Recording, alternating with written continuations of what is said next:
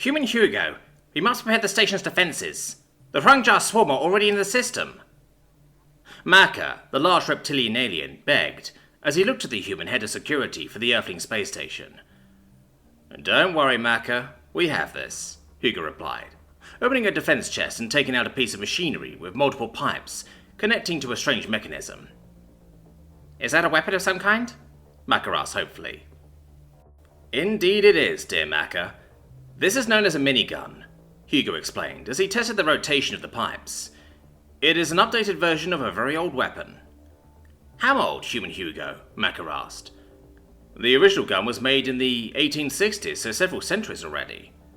You were using such primitive weapons? Please. This design was already successful when it was first invented all those centuries ago.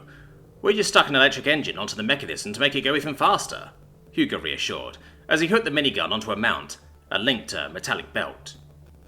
But the swarm are endless. You need a rate of fire that is so absurd just to meet them head-on as you are, Maka protested. Please, Maka, this little baby can manage about 50 rounds per second. 50? Yes. The old gun was nowhere near as fast, but we ramped it up to go even faster, Hugo replied, giving the gun an affectionate pat. Still, Human Hugo, even with the whole station security forces using such weapons, it may not be enough. Please. We did more than make it go faster, Maka, Hugo replied, trying to reassure his friend. Go to that panel and look up the file labelled It Go Brrrrrr.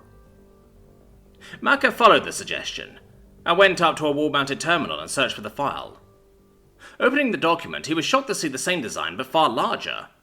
Firing rounds that were significantly larger than the ones he could see being fed into the minigun. These may be able to take on a hive night, Maka muttered, looking at the design. This station has several hundred of those babies as point defense weapons. These miniguns are just for the scraps that make it through, Hugo explained, giving a playful wink. But, Human Hugo, this gun has an even higher rate of fire, Maka pointed out, as a holographic display of the weapon appeared, displaying its statistics. Used to get put on fighter jets with the intent of strafing tanks too and rendering them to scrap, Hugo explained. These may still not be enough, Human Hugo. The swarm's numbers may still survive even these. Hugo, in response, only began to chuckle. Maka, tell me the name of this station. Well, it is known as the Gatling station, Maka replied, unsure of Hugo's point. Look at the design of the overall station. Maka complied, and brought up the schematics of the entire station, and only then did he understand. He had always wondered why the station needed such powerful engines when its mass was not anywhere near high enough to warrant them. But to counter the recoil of a gun the size of the station itself, a Gatling gun with a station built around it, well, then you need pretty good engines just to overcome the constant recoil.